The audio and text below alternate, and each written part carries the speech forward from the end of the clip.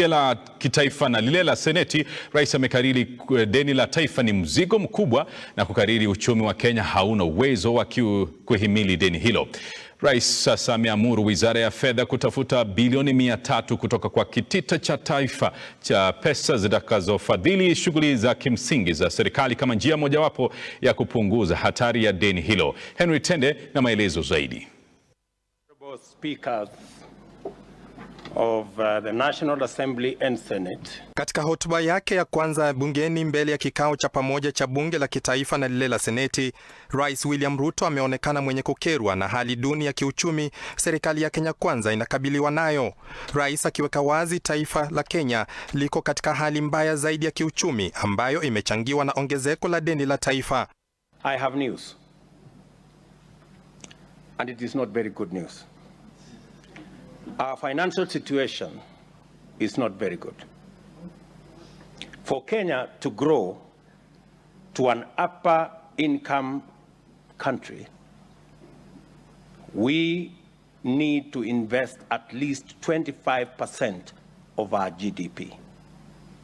Our current national savings is below 10% of our GDP, which translates to an investment savings deficit of 15% of our GDP. Over the last decade, we have sought to close this gap with public borrowing. Kiongozi wa nchi akielezea jinsi taifa limebaki kutegemea mikopo kufadhili mahitaji ya kawaida, hali ambayo ni hatari mno. You're all aware that our total collection is 2.1 trillion, which is only enough to pay debt and to pay salaries. Everything else we have to borrow. The government members should never borrow to finance recurrent expenditure.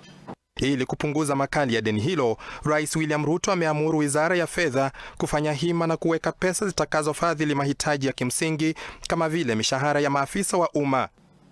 Over the next 3 years, we must reverse this and go back to the situation where government contributes to the national saving efforts by keeping recurrent expenditure below revenue. To this end, I have instructed Treasury to work with ministries to find at least 300 billion shillings in this year's budget so that we can remove it, because the market cannot sustain the kind of borrowing we are doing as government. Rais ametoa orodha ya mikakati serikali yake inapania kuchukua kukwamua taifa kutoka kwa jinamizi hili la kuzorota kwa uchumi. On the revenue side, I am committed and determined to ensure that our tax system is responsive to the needs of the economy. It must be equitable, efficient, and customer-friendly. The economic principle of equitable taxation requires that the tax burden reflects ability to pay.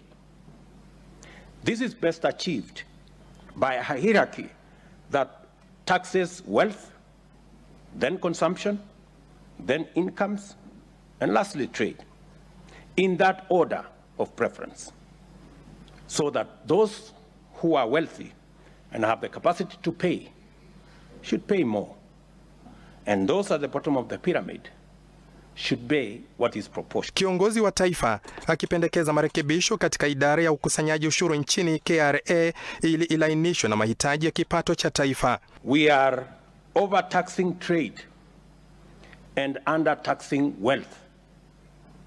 We will be proposing tax measures that begin to move us in the right direction.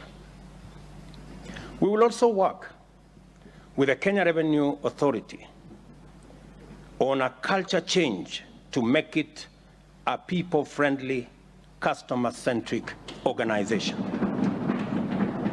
I am of the view that we should rename it the Kenya Revenue Service in line with the proposed transformation.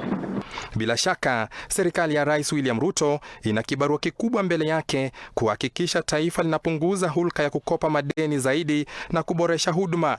Iwapo mapendekezo aliyotangaza hii leo yatafaa utendakazi wake, ni hali ya ngoja tu. Henry Tende, Look Up TV. Tunasalia katika masuala hayo, ni kwamba katika kikao chake cha